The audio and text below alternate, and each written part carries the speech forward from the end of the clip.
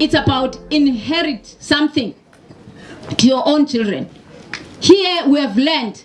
The land that we are using today is the land that is being inherited by our own great-great-great-parents. And we are using even today. That is why we said that the wealth of Africa is land.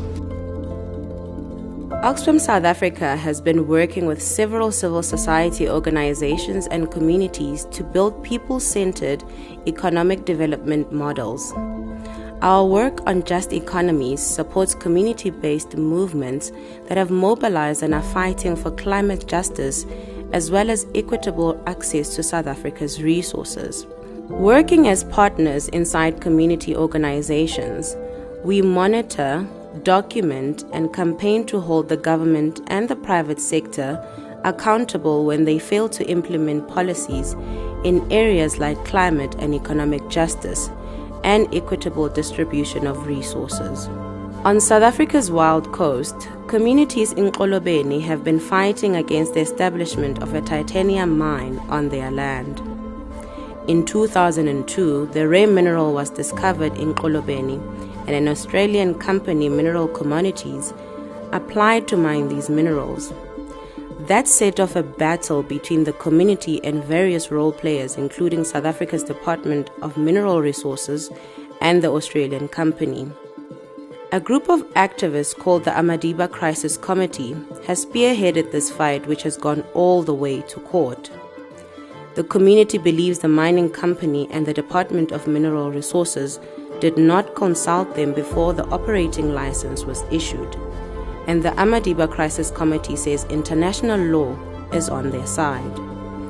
The community believes that once the mine is established, their lives, livelihoods, and cultural and indigenous practices will be negatively impacted, along with their health. Many of these communities have rallied under the Mining Affected Communities United in Action, or MACUA, the non-profit organization that was formed in response to the need to protect the integrity and interest of the people impacted by mining.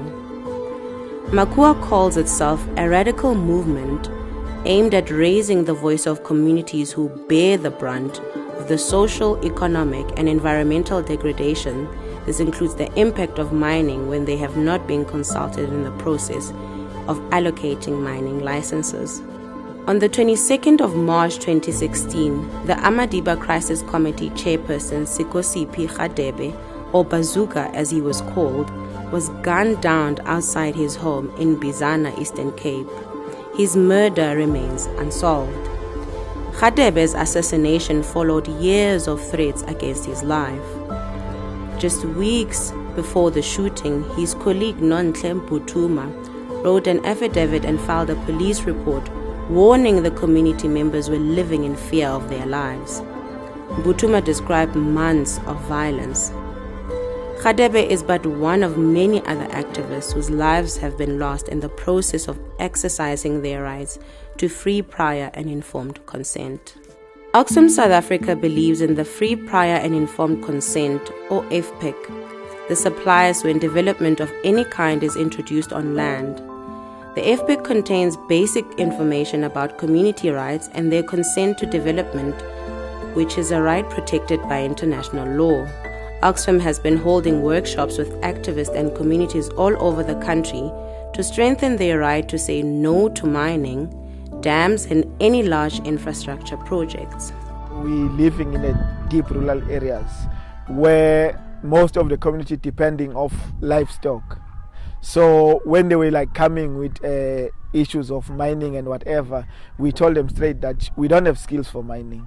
We're depending on livestock. So if you say you want to take land, there is nothing else without land. If we don't have land, we don't have anything. Because even if we want to start business, we need to have land. So we said to them, if we lose that piece of land, it's like we lost our life. Oxfam also educated our community on free prior consent in our community, because we didn't know that it's an international law